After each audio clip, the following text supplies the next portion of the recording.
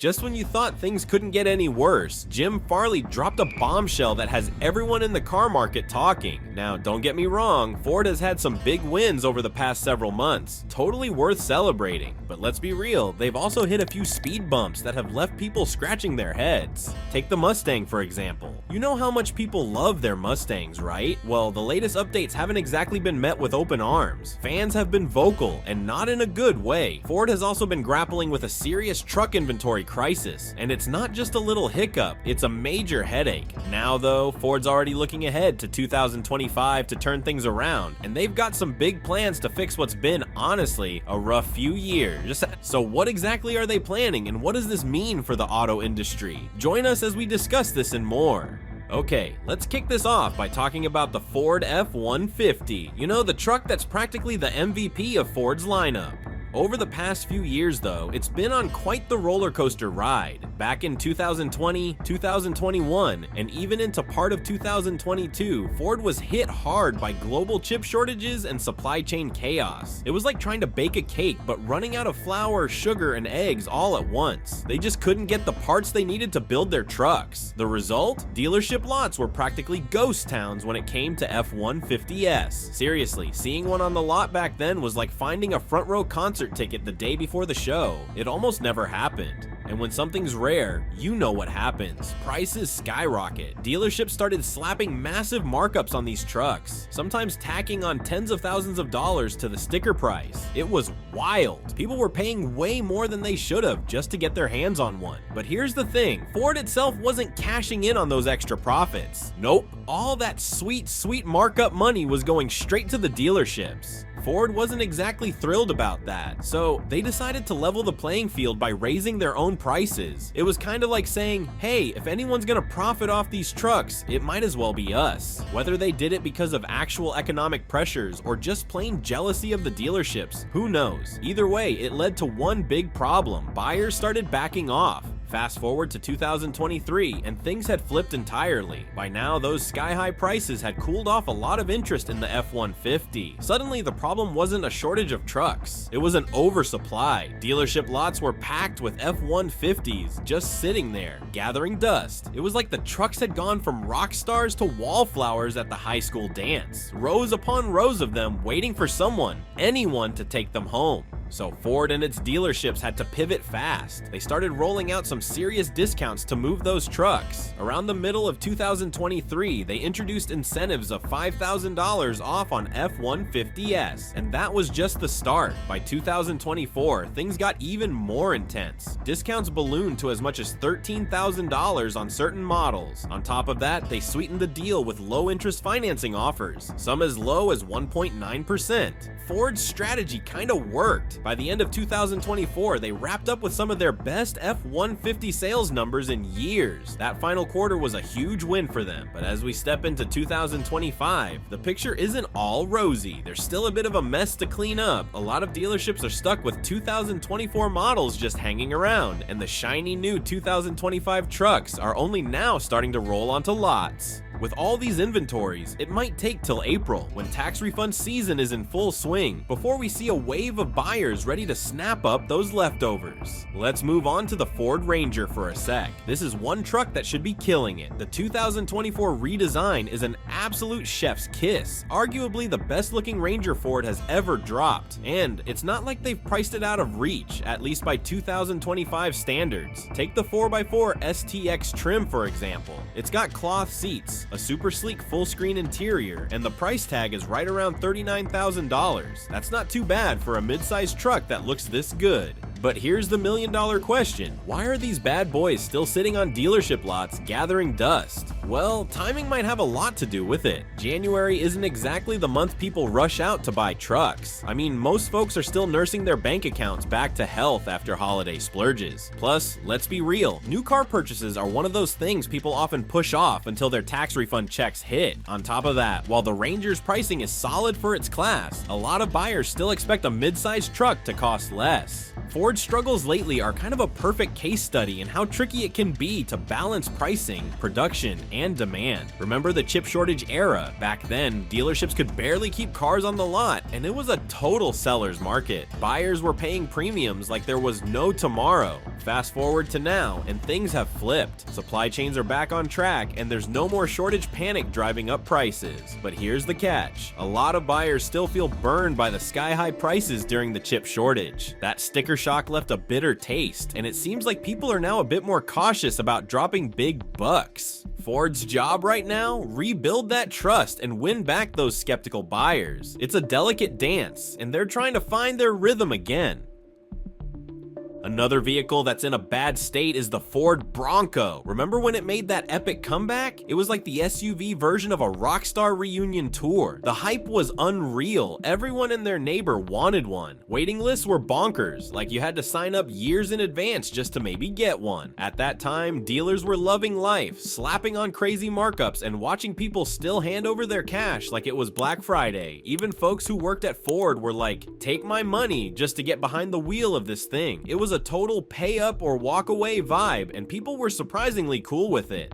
Fast forward to today, and well, the Bronco's glory days seem to have hit a speed bump. All those once coveted SUVs. Now they're sitting around like uninvited guests at a party, awkward and unnoticed. Seriously, if you drive past a Ford dealership these days, it's like stepping into Bronco town. Rows of unsold Broncos are chilling out in parking lots, lined up so tight they've had to overflow onto grassy patches nearby. Meanwhile, the real star on the lot now is the Ford F-150, especially the shiny new 2025 models. Ford's putting all its chips on those trucks, and honestly, they seem to be stealing the spotlight. But let's talk about how wild the Bronco's fall from fame is. It was the car, every adventure lover's dream ride, and now it's just kind of there. Take the 2024 Ford Bronco Badlands for example. This thing is an absolute beast on paper. It's got a rugged build that screams, take me to the mountains, and it's packed with off-road capability that could probably handle an apocalypse. But then you glance at the price tag, $70,670, 70 grand. I mean, that's a lot of money for a weekend warrior vibe, right? Especially when you could roll up to the Jeep dealership and snag a Wrangler Rubicon for way less cash. You know, the Bronco is still an awesome ride. It hasn't magically turned into a flop or anything. It's the same rugged, adventure-ready SUV that got everyone buzzing when it made its big comeback. Seriously, it's got all the off-road chops, classic style, and just that let's hit the trails vibe that made people fall in love with it. But here's the catch. The game has totally changed. See, when the Bronco first hit the scene, it was like the hottest ticket in town. Everyone wanted one, and dealerships couldn't keep them in stock. But now, things are different. Demand has cooled way off, and Ford has been cranking these bad boys out like it's still peak Bronco mania. So now, a lot of dealerships are sitting on way more Broncos than they know what to do with. And that once must-have SUV, it's starting to look more like a nice-to-have luxury than an absolute can't-live-without-it purchase.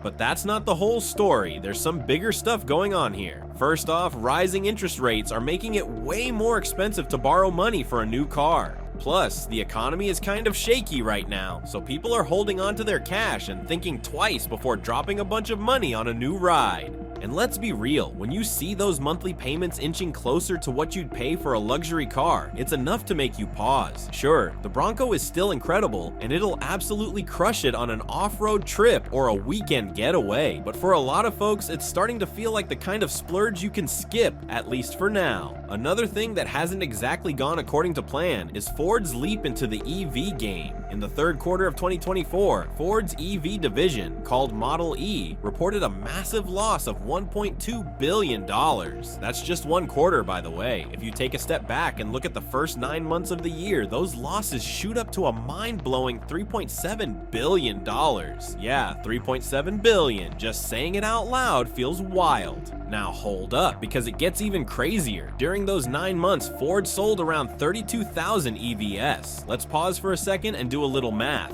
Don't worry, I've got your back. That means, on average, they lost about $37,500 for every single EV they sold. Can you imagine? They're handing out electric vehicles like they're going out of style. And on top of that, losing huge chunks of money every time. That kind of math, yeah, it'll keep any CFO up at night, pacing the office with a cup of coffee in hand, wondering what went wrong. But here's the kicker, this isn't just a Ford issue. This is a whole industry problem. Everyone's in the same boat, paddling like mad to keep up in a market that's suddenly swarming with competition. The EV world, which once felt like the shiny futuristic frontier, is now starting to feel more like a crowded freeway during rush hour. Ford's CEO, Jim Farley, was brutally honest about it. He said the entire industry is caught in the middle of what he called a global price war. And let me tell you, it's getting more intense by the day. This thing is accelerating faster than a Tesla on ludicrous mode, except it's all happening on a bumpy, crowded road with lots of competitors trying to grab a piece of the action.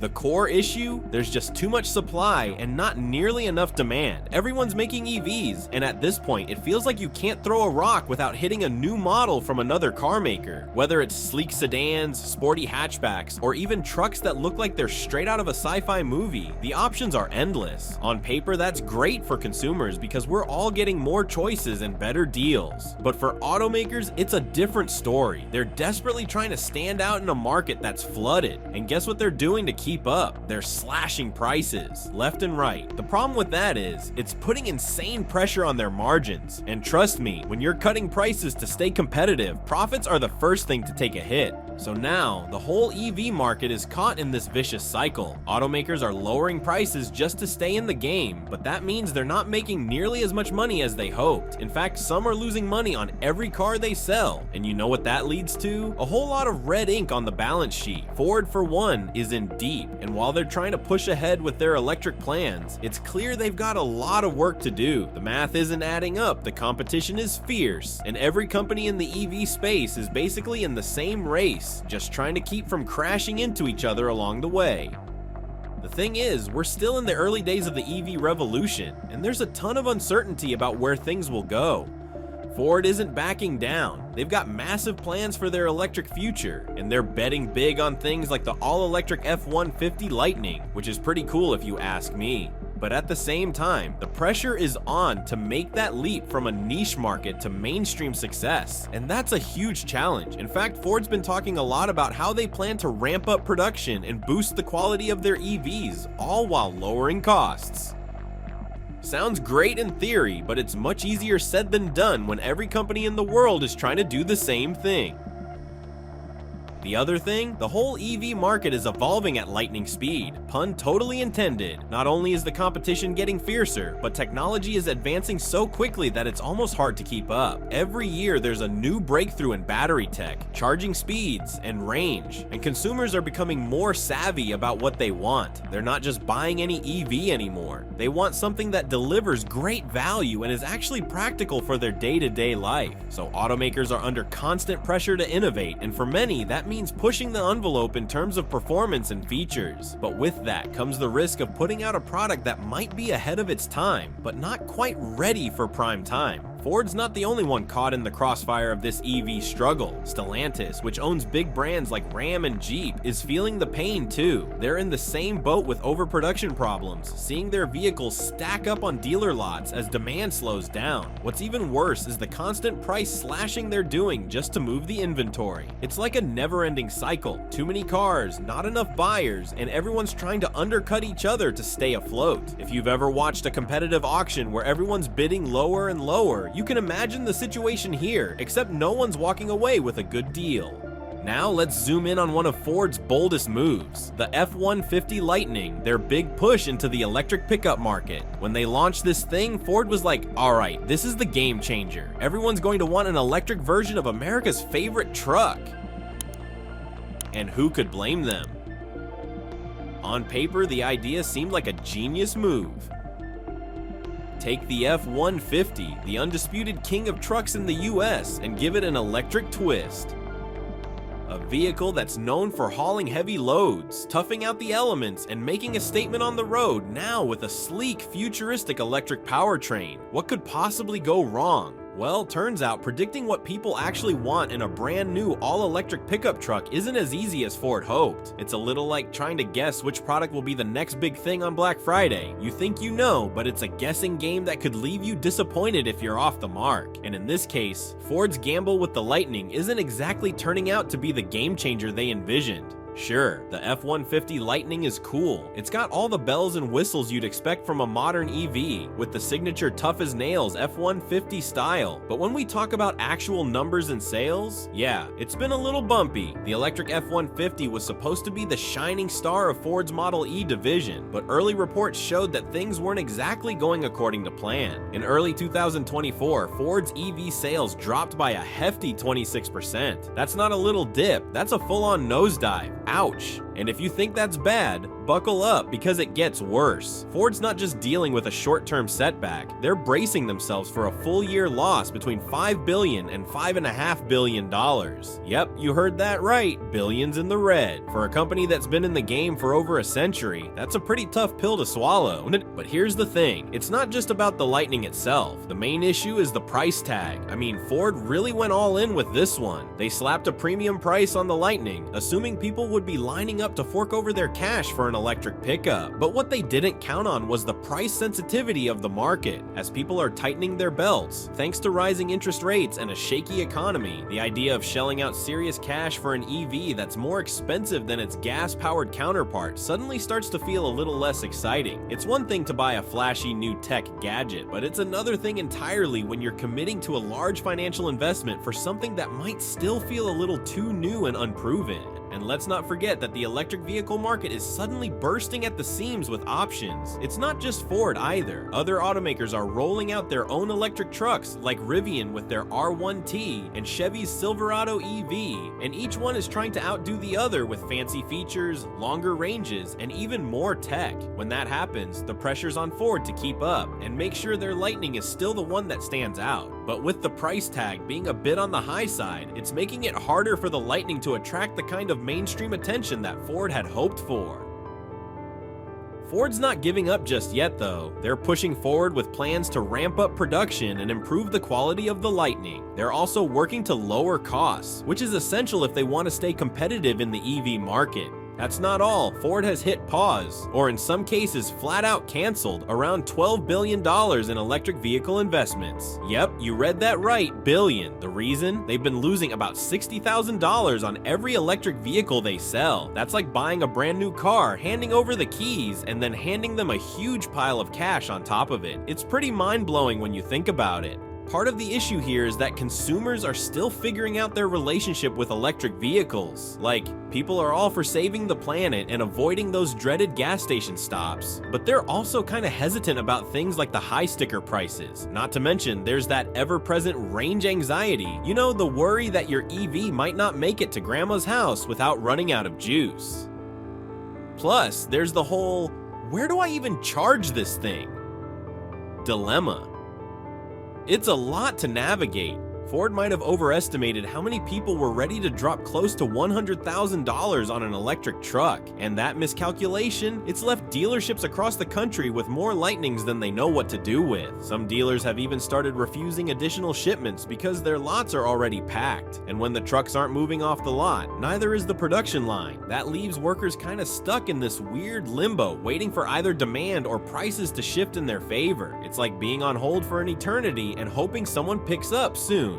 So what's Ford's game plan for 2025? Well, things are going to look pretty different in a few key areas. First up, the Ford Escape is officially on its way out. Yep, this is the last year we'll be seeing the Escape. Why? Because it's basically being replaced by the Ford Bronco Sport. When you think about it, it doesn't really make sense to have both on the market, especially when the Bronco Sport is selling like hotcakes and is just a better vehicle overall. It's got a tougher, more rugged look and offers more versatility for day-to-day life. Perfect for people who want a bit more adventure in their ride. But don't worry, Ford's not going to be ditching its big, beefy trucks anytime soon. The Super Duties are still going strong, especially in places like the South and West, where big trucks are a must for everything from ranching to hauling. These trucks aren't going anywhere, but let's be real, they're getting pricier every year. And to make sales happen, Ford's probably going to have to offer some hefty discounts, just like they do with the F-150. It's a pattern that looks like it'll continue for a while. As for the Mach-E, things are looking pretty solid there. This electric SUV seems to be hitting the mark with buyers because it's practical, and Ford has some killer incentives and interest rates that make it an attractive option. It's likely to keep performing well, especially for people who want a greener option without giving up on style or functionality. But the Bronco is also still on Ford's radar, but here's the catch. Ford has a ton of 2024 Bronco models sitting on lots right now. It could take until the summer of 2025 before those are all sold out. So don't expect to see a big push for the 2025 models until then. We might even still see 2024 Bronco models hanging out on dealership lots halfway through 2025.